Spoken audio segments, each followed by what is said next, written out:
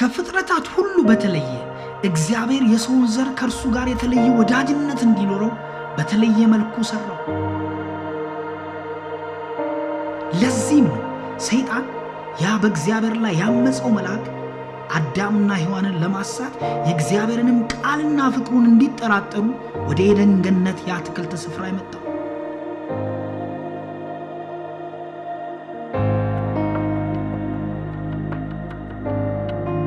አዳምና ሔዋንም የሰይጣንን ውሸት ሰምተው ለእግዚአብሔር ትእዛዝ አልታዘዙም።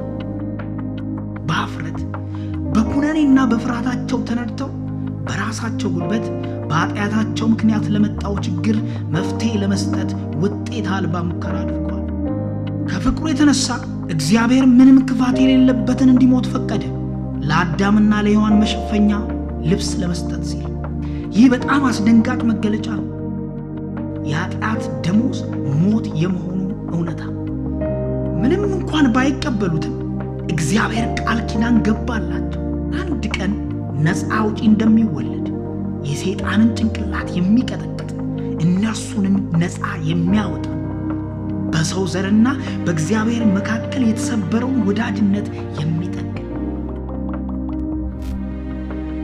አዳምና ሔዋን ካለመታዘዛቸው የተነሳ የኤደን አትክልት ስፍራን ትተው የኃጢአታቸው ፍሬ ወደ ሆነው አሁን በግዞት በተያዘው በዚህ ዓለም ሕይወት መጀመር ነበረባቸው። ሮሜ 5:12 ሲነግረን ኃጢአት በአንድ ሰው በኩል ወደ ዓለም እንደገባ ሞትም በኃጢአት በኩል ገብቷል። በእንዲህ ያለ አካሄድ ሞት ወደ ሰዎች ሁሉ መጣ፣ ምክንያቱም ሁሉም ኃጢአት ሰርተዋልና። ከአዳምና ከሔዋን ኃጢአት የተነሳ ሁሉም ሰው ኃጢአተኛና ከእግዚአብሔር የተለየ ሆኖ ይወለዳል። ሆኖም ግን የእግዚአብሔር ፍላጎት አሁንም ከሰዎች ሁሉ ጋር ወዳጅነት እንዲኖረው ነው። እግዚአብሔር ይቀርቡትና ወዳጆች የሆኑት ዘንድ መንገድን ሰጣቸው። በመጽሐፍ ቅዱስ ቀዳሚ መጽሐፍት ላይ አካሄዳቸውን ከእግዚአብሔር ጋር ለማድረግ የመረጡ ወንዶችና ሴቶችን ታሪክ እናገኛለን። ይሁን እንጂ እግዚአብሔር ማንንም አላስገደደም። እያንዳንዱ ሰው ወዳጅነት ከእግዚአብሔር ጋር ይኖረው ይፈልግ እንደው በራሱ መምረጥ ይኖርበታል። እናም ከመጀመሪያው አንስቶ እግዚአብሔርን ለመቀበል የመረጡ ነበሩ፣ ላለመቀበልም የመረጡ እንዲሁ ነበሩ። ምርጫዎቻቸው ዘላለማዊ ጣፈንታቸውን ወስነውላቸዋል። ዓለም በሰዎች እየተሞላች ስትመጣ ዘፍጥረት 4 እና 5 በግብርና በእንስሳት እርባታ የታላላቅ ከተሞች መመስረት፣ በብረታ ብረት ሥራ፣ በተለያዩ መሳሪያዎች ሥራና በሙዚቃ መሳሪያዎችን ፈጠራ ረገድ በጣም ስለተሻሻለ ስልጣኔ በዝርዝር ይነግረናል።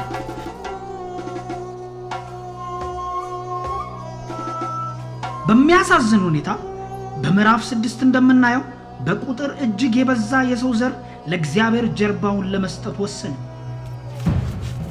እግዚአብሔር አምላክ የሰው አመጽ በምድር ላይ እንዴት እንደበዛና የልቡ ሐሳብ ዘወትር ወደ ክፋት እንዳዘነበለ ተመለከተ። እግዚአብሔርም ሰውን በመፍጠሩ ተጸጸተ፣ ልቡም እጅግ አዘነ።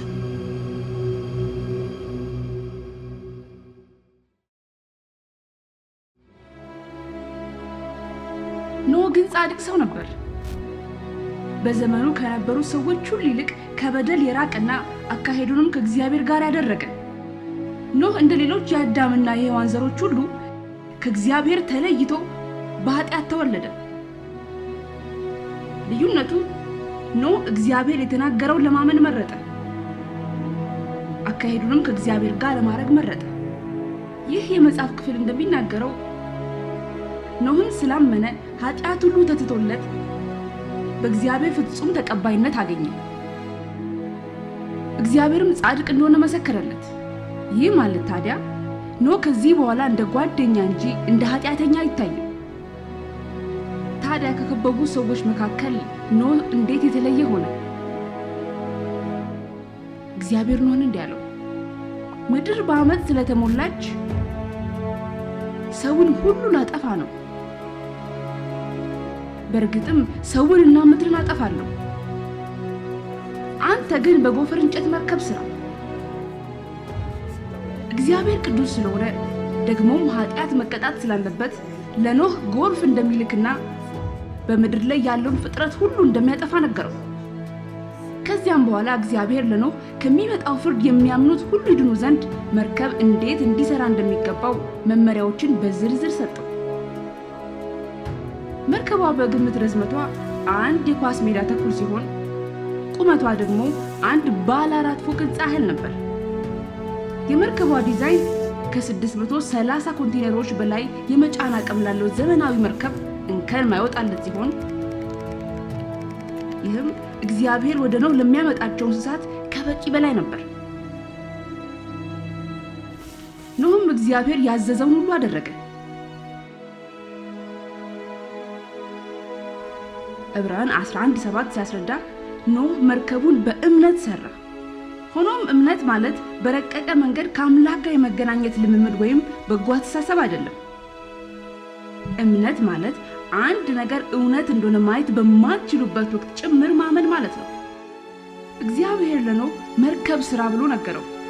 ምንም እንኳን ሊመጣ ያለውን ጎርፍ ኖህ ማየት ባይችልም እግዚአብሔር የተናገረው እውነት እንደሆነ አምኖ መርከብ ሰራ። ሁለተኛ ጴጥሮስ 2:5 እንደሚለን ኖህ የጽድቅ ሰባኪ ነበር። በእርግጠኝነት ኖህ በዙሪያው ለነበሩ ሰዎች ወትውቷል። በእምነት ወደ እግዚአብሔር እንዲመጡ ጻድቅና ለእግዚአብሔርም የተገቡ እንዲሆኑ ጥያቄ አቅርቧል። ነገር ግን እነሱ ለማመን እምቢ አሉ። በዓለም ካሉት 8 ሰዎች ብቻ እግዚአብሔርን ለመከተል መረጡ። እነርሱም ኖህ፣ ሚስቱ እና 3ቱ ልጆቹ ሴም፣ ካም እና ያፌት እንዲሁም ሚስቶቻቸው ነበሩ።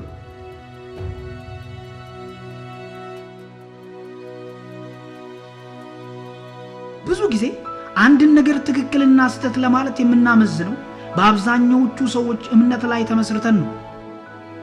ነገር ግን አብላጫው ሰው የተሳሳተ ሲሆንስ? ዓለም በሞላ በአመፅ እግዚአብሔርን ከሕይወታቸው አውጥተው ነበር። ነገር ግን ኖህ እግዚአብሔርን ለመከተል ወሰነ፣ እርሱና ቤተሰቦቹ ብቻ ቢሆኑ እንኳን።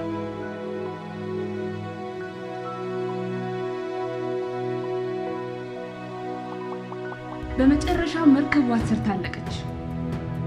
መጽሐፍ ቅዱስ እንደሚናገረው እስትንፋስ ያለው ፍጥረት ሁሉ በየወገኑ ጥንድ ጥንድ ሆነው ወደ ኖህ መጡ፣ ወደ መርከቧ ገቡ። ወደ መርከቧ የገቡት እንስሳት ከእያንዳንዱ ወገን ወንድና ሴት በመሆን ነበር፣ እግዚአብሔር ኖህን እንዳዘዘው ማለት ነው።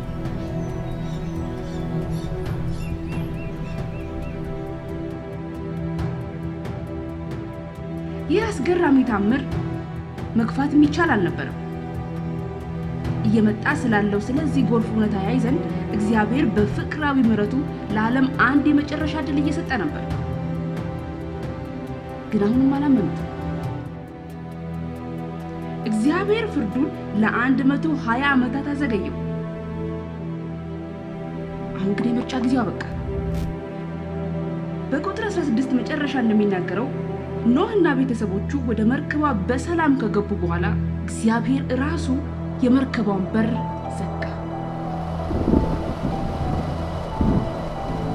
በዚያ ዕለት የታላቅ ጥልቅ ምንጮች በሙሉ ተነደሉ፣ የሰማይ መስኮቶችም ተከፈቱ። ዝናቡ መዝነብ ከጀመረ በኋላ ወደ መርከቧ ገባሉ እያሉ ምርጫቸውን ላዘገዩ በእውነት ጊዜው በጣም አልፏል። በሩ ተዘጋ።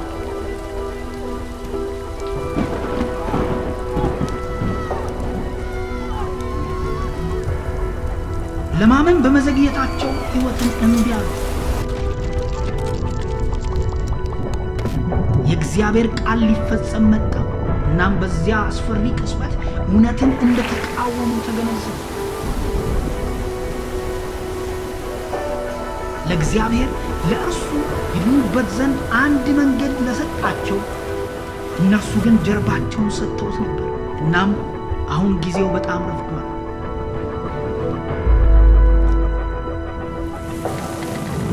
መርከቧ ውስጥ የነበሩት ግን ሁሉም ደህንነታቸው የተጠበቀ ነበር።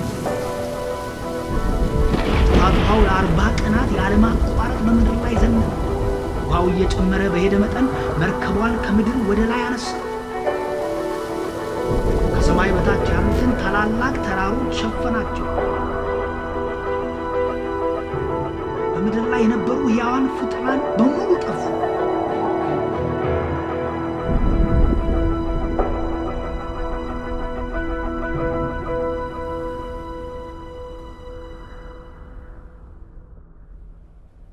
ከአንድ ዓመት ጥቂት ለሚበልጥ ጊዜ በመርከቧ ከቆዩ በኋላ እግዚአብሔር ውሃውን እንዲደርቅ አደረገ። መርከቧም አራራት ተራራ ላይ ወጥታ አረፈች።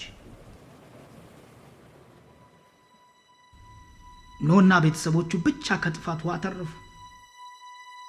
መርከቡንም ለቀው ሲወጡ በጥፋት ውሃ ያልጠፉት ኃጢአተኞች ስላልነበሩ እንዳልሆነ ያውቁ ነበር።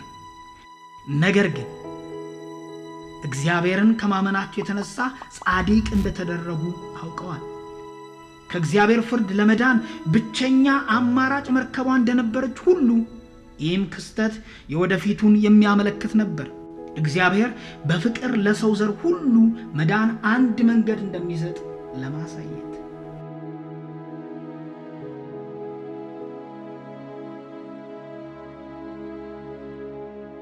ከጥፋት ውሃው በኋላ ዘፍጥረት ምዕራፍ 9 እስከ 11 እንዲህ ይላል። ኖህ ከዚያ በኋላ 350 ዓመታትን ኖረ። ኖህ በሕይወት እያለ ሦስቱ ልጆቹ ካም፣ ሴም እና ያፌት እንዲሁም ልጆቻቸው ምድርን እንደገና ሲሞላት በዘሮቻቸው ከተሞችን ሰሩ፣ ሕዝብን መሰረቱ፣ እንዲሁም ግዛቶችን አበጁ።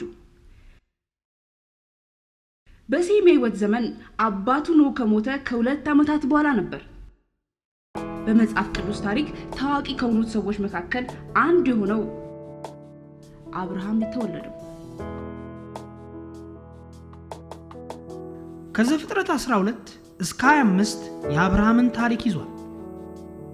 በመጽሐፍ ቅዱስ እንደ መጀመሪያው አጠራር አብርሃም የሴም ዘር ነበር። እንዲሁም በጣም ብዙ ባሮችና የቤት እንስሳት የነበሩት ሀብታም ሰው ነበር። ያገባ ቢሆንም እንኳን ልጅ ግን አልነበረው። ምክንያቱም ሚስቱ ሳራ መካን ነበረች። በዘፍጥረት 12 ከ1 እስከ 3 እግዚአብሔር ለአብርሃም ያለውን የተለየ ዓላማ መግለጥ ጀመረ። በመጀመሪያ እግዚአብሔር አብርሃምን እንዴት ለእርሱና ለዘሮቹ የወደፊት ርስት ወደሚሆን ምድር እንደሚመራው ተናገረ። በመቀጠል እግዚአብሔር ትልቅ ሕዝብን በአብርሃም በኩል እንደሚፈጥር፣ ሶስተኛውና በጣም አስፈላጊው ደግሞ በምድር ያሉ ሕዝቦች በሙሉ በአብርሃም በኩል እንደሚባረኩ እግዚአብሔር ቃል ገባለት። አብርሃምን በጣም ትልቅ ያደረገው ይህ ቃል ኪዳን ነው። ምክንያቱም በዚህ ክፍል ላይ እግዚአብሔር የማዳን ዓላማውን ይበልጥ የገለጠበት ስለሆነ። አያችሁ፣ በኃጢአት ምክንያት ሰዎች ሁሉ በፍርድ እርግማን ስር ናቸው። ነገር ግን በዚህ ቁጥር ላይ እግዚአብሔር ለሰዎች ሁሉ የሚሆን በረከት በአብርሃም በኩል እንደሚመጣ ቃል ኪዳን ገባ። ይሄ ኪዳን ይመጣል ተብሎ ቃል የተገባው አዳኝ ማረጋገጫ ነው።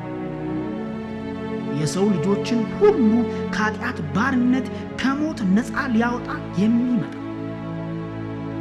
ዘፍጥረት 12:3 ደግሞ በመጽሐፍ ቅዱስ ውስጥ የሚመጣው ነፃ አውጪ በአካል ከአብርሃም ዘር ግንድ እንደሆነ ያመለከተበት የመጀመሪያው መረጃ ነው።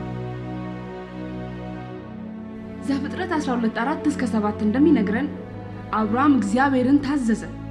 እናም 200 ማይልስ ወደ ከነዓን ምድር ወጣ። የሚቀጥሉት ምዕራፎች አብርሃም በራብ ውስጥ እንዳለፈ፣ በተለያዩ ስፍራዎች ድንኳን እንደተከለ፣ ሌላው ቀርቶ ጦርነትን ሁሉ እንዳደረገ ይነግረናል። ነገር ግን ዓመታት ባለፉ ቁጥር አብርሃም እና ሳራ ያረጁ ሲመጡ ልጅም ሳይኖራቸው ሲቀሩ ሁኔታቸው ተስፋ ቢስ ይመስል ነበር።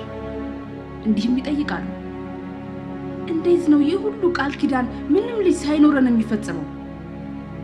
ከባሮቻችን አንዱ ወራሽ ሊሆን ነው?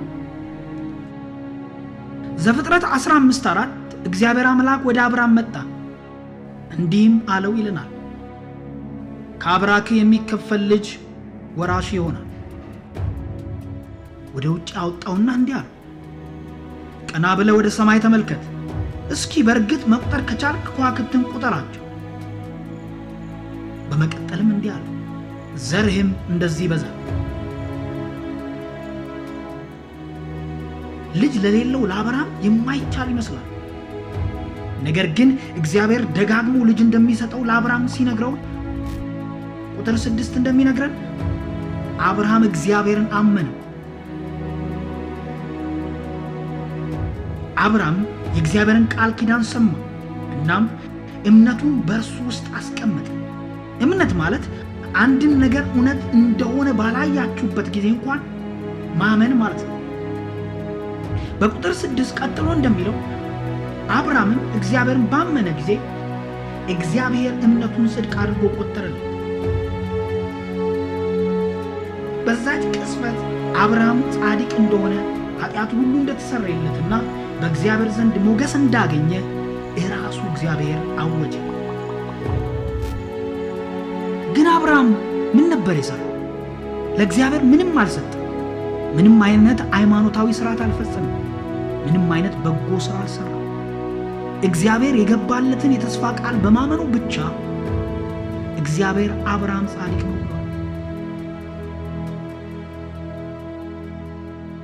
ሳራ ምንም ልጅ ሳይኖራት ዓመታት እያለፉ ሲሄዱ ዘፍጥረት 16 እንደሚለው ሳራ አብርሃምን አሳመነችው፣ አጋር ከምትባለው ግብፃዊት አገልጋይ ልጅ እንዲወልድላት።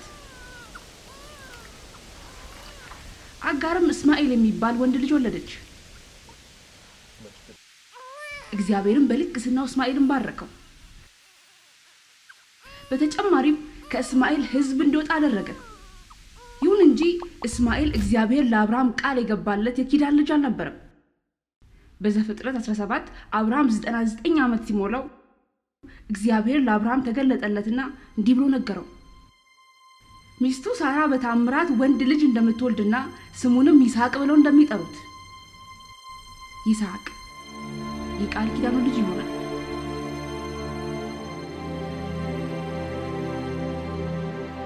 በዚሁ ቀን እግዚአብሔር የአብርሃምን ስም ወደ አብርሃም በመቀየር ቃል ኪዳኑን መልሶ አረጋገጠ።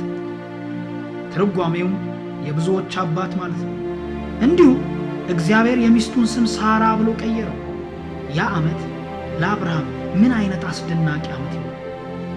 የሳራ ሆድ እየጨመረ ሲመጣ ሲያዩ፣ እንዲሁም ስለዚያች ቀን ሲያስቡ፣ ልጃቸውን በክንዳቸው የሚታቀፉበት ቀን ሲመጣ አብርሃምና የ90 ዓመቷ ሳራ ምን ያህል ጊዜ በደስታ ይስቁ ይሆን!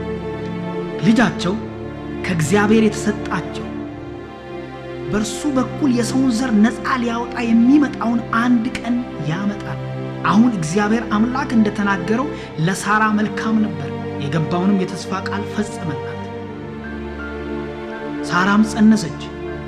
እግዚአብሔር በተናገረበት በዚያ ቀን ለአብርሃም በእርጅና ወራት ወንድ ልጅ ወለደች።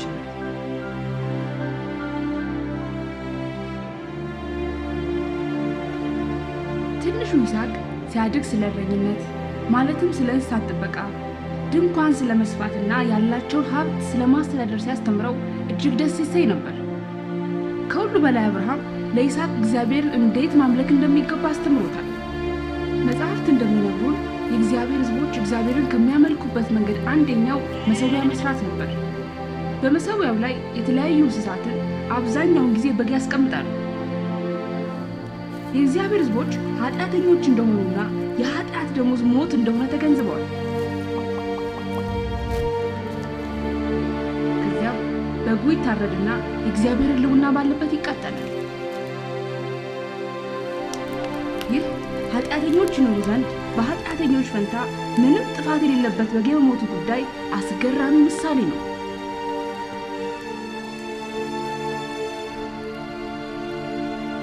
ይስሐቅም ከአባቱ ጋር ይሰዋ ስለነበረው የስጦታ መስዋዕት ብዙ ትዝታዎች ይኖሩታል። ነገር ግን ሁለቱም አብርሃምና ይስሐቅ መቼም ሊረሱት የማይችሉት መስዋዕት ሊያጋጥማቸው ነው። ከጥቂት ጊዜ በኋላ እግዚአብሔር አብርሃምን ፈተነው። ለእርሱም እንዲህ አለው፣ አብርሃም። እርሱም አቤቱ አለው አለ።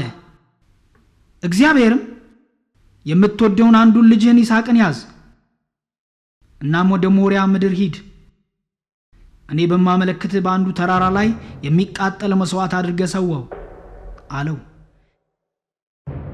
እግዚአብሔር የአብርሃምን መታዘዝ ልጁን ይስሐቅን እንዲሰዋ በመንገር ሊፈትነው ወሰነ። አብርሃም ይህንን ሲሰማ እንዴት ሊደነግጥ እንደሚችል መገመት ትችላላችሁ? ይስሐቅን ለማግኘት 25 ዓመታትን ጠብቋል። እናም አሁን ይስሐቅ ሊሞት ግድ ሆነ። በሚቀጥለው ቀን በጠዋት ተነስቶ አብርሃም አህያውን አስተካከለ። ከራሱ ጋር 2 አገልጋዮቹና ልጁን ይስሐቅን ይዞ ሄደ። ለሚቀጥለው መስዋዕት የሚያስፈልገውን ያህል እንጨት ከቆረጠ በኋላ እግዚአብሔር የነገረውን ስፍራ ለማግኘት ወጣ። በ3ኛው ቀን አብርሃም ቀና ብሎ የተባለውን ስፍራ አየ።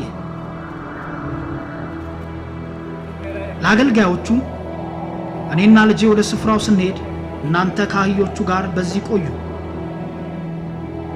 እግዚአብሔርን እናመልክና ተመልሰን ወደ እናንተ እንመጣለን አላቸው። አብርሃም እግዚአብሔርን ታዘዘ። እርሱና ልጁም ወደ ሞሪያም ወጡ። ነገር ግን ልክ በስፍራው ከተራራው በታች ሲደርሱ ለአገልጋዮቹ አንድ አስገራሚ ነገር ተናገረ። ወደ እናንተ እንመለሳለን። ይህ ሁሉ በይስሐቅ ሞት የሚጠናቀቅ አይደለምን? አብርሃም ምን እያሰበ ነበር?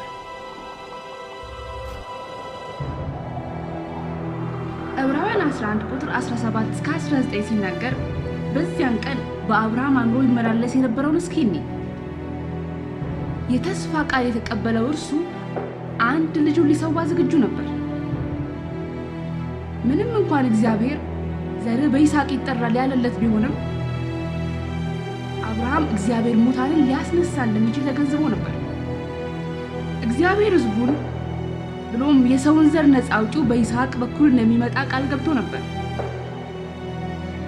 ስለዚህ አብርሃም ከእግዚአብሔር ቃል ኪዳን የተነሳ እግዚአብሔር ይስሐቅን ከሞት ሊያስነሳው እንደሚችልና አብረው እንደሚመለሱ አመነ።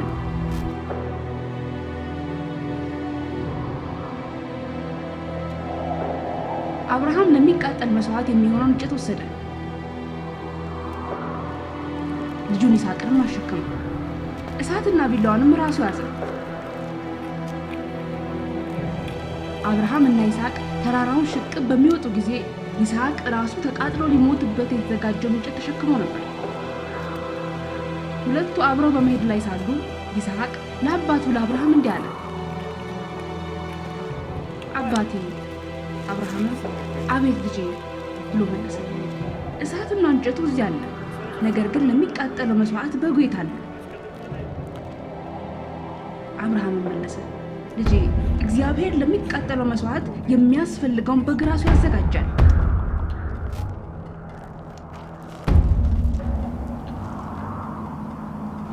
ልክ እግዚአብሔር የነገረው ስፍራ ሲደርሱ አብርሃም መሠዊያ ሰራ፣ በላዩም እንጨት ረበረበ።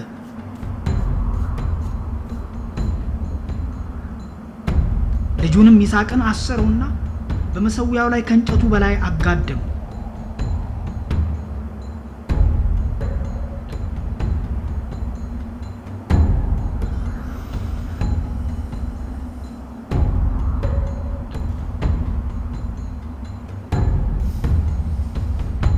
ልጁንም ለማረድ እጁን አንስቶ ቢላዋን ያዘ።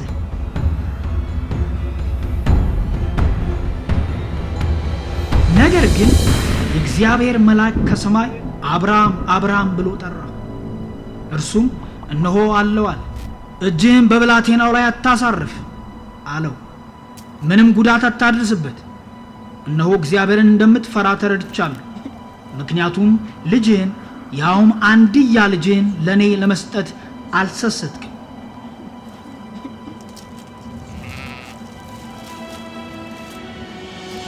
አብርሃም ቀና ብሎ ሲመለከት በቁጥቋጦ መካከል ቀንዶቹ የተጠላለፉ አንድ አውራ በግ አየ።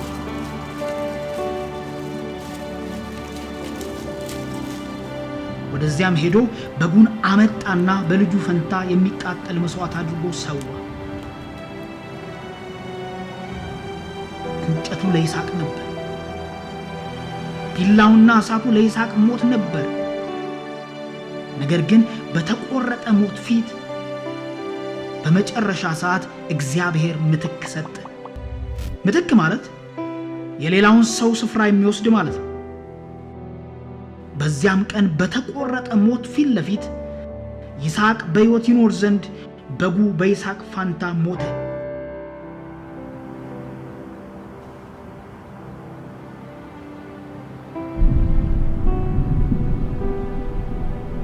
አብርሃምም እግዚአብሔር የሰራውን ሥራ ለዘላለም ለማስታወስ የቆመበትን ስፍራ ስም ሰጠ። አብርሃም ያንን ስፍራ እግዚአብሔር ሰጠ ወይም ሰጥቷል የሚል ስም ያወጣለታል ብላችሁ ታስቡ ይሆናል። ቁጥር 14 ግን እንዲህ ይላል፣ አብርሃም ያንን ስፍራ እግዚአብሔር ይሰጣል ብሎ ጠራው። አያችሁ፣ አብርሃም ስለ ሌላ ቀን እያሰበ ነበር። በተቆረጠ ሞት ፊት ለፊት እግዚአብሔር እንደገና ሌሎች በሕይወት ይኖሩ ዘንድ የእነርሱን ሞት የሚሞት ምትክ እንደሚሰጥ፣ እርሱም የመጨረሻው ስጦታ ይሆናል።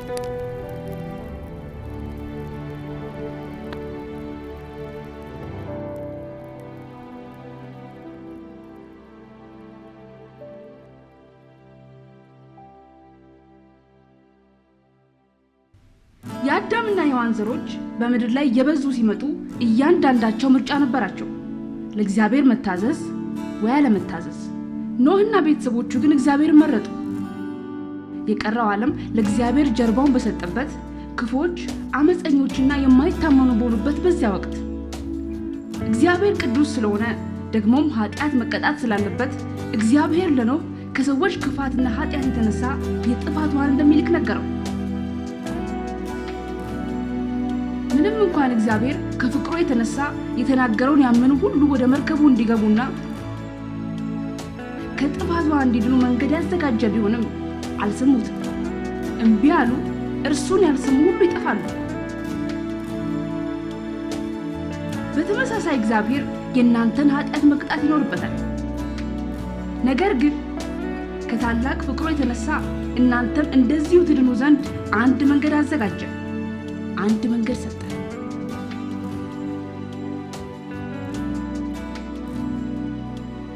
ከጥፋት ውሃ በኋላ ምድር እንደገና በሕዝብ መሞላት ስትጀምር የሕዝብ አባት ይሆን ዘንድ እግዚአብሔር አብርሃምን መረጠ። በዚህ ሕዝብ በኩልም ነው አንድ ቀን ያ ነፃ አውጪ የሚመጣው። በእርሱም በኩል የምድር አሕዛብ ሁሉ ይባረካል። ይህ ለእናንተ የተሰጠ የበረከት ቃል ኪዳን።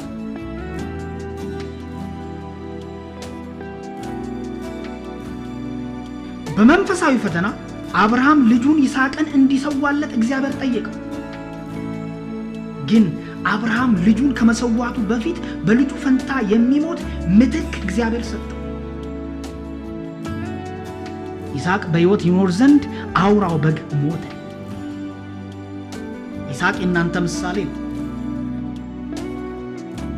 ያ ቀን ያመለክት የነበረው ወደፊት ሊሆን ያለውን ነበር። ስለዚያች ቀን እግዚአብሔር እኛ በሕይወት እንኖር ዘንድ ለእኛ ሊሞት የተሰጠ ምትክ መሆኑ